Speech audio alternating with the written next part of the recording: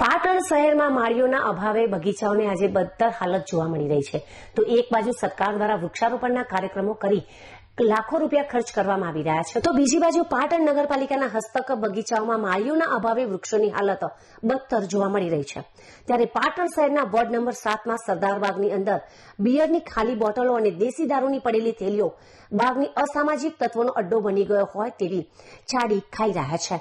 તો માળીઓના અભાવે વૃક્ષો પણ સુકાઈ ગયા છે અને બગીચામાં ગંદકીનું સામ્રાજ્ય જોવા મળી રહ્યું છે. ત્યારે આ બગીચામાં હરવા ફરવા માટે આવતા લોકો માટે કોઈ સુવિધા પણ જોવા મળી નથી રહી. તો એક બાજુ સરકાર વૃક્ષો વાવો, પર્યાવરણ બચાવો તેવી વાતો કરી રહી છે, તો બીજી બાજુ બગીચામાં વાવેલા વૃક્ષોનું પણ પાલિકા જતન કરવામાં નિષ્ફળ નિવડતા આજે વૃક્ષો સુકાઈ રહ્યા છે અને સરદારબાગમાં કોઈ ચોકિયાતની સુવિધા ન હોવાથી અસામાજિક તત્વો તેનો ઉપયોગ કરી રહ્યા હોય તેવું સ્પષ્ટપણે દેખાઈ રહ્યું છે. ત્યારે પાલિકા તંત્ર દ્વારા નગરપાલિકા હસ્તકના તમામ બગીચાઓને જીવંત બનાવી બગીચાઓ સાચા અર્થમાં સાર્થક બને તે દિશામાં પ્રયત્નો કરવામાં આવે તેવી લોકમાંગ ઉઠવા પામી છે. સરદારબાગની અંદર ગંદકી એટલી ફેલાઈ રહી છે, જંતુનાશક કોઈ સુવિધા નથી.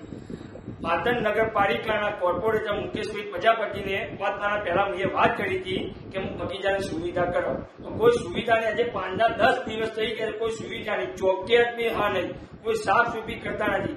આજે હિરણબેન ઠાકર આપણા ચીફ ઓફિસરને મેં ફોન કરતો તો ફોન રિસીવ ઉઠાતા નથી. એમાં બિયરના ટોકરા પડી રહ્યા છે બગીચામાં.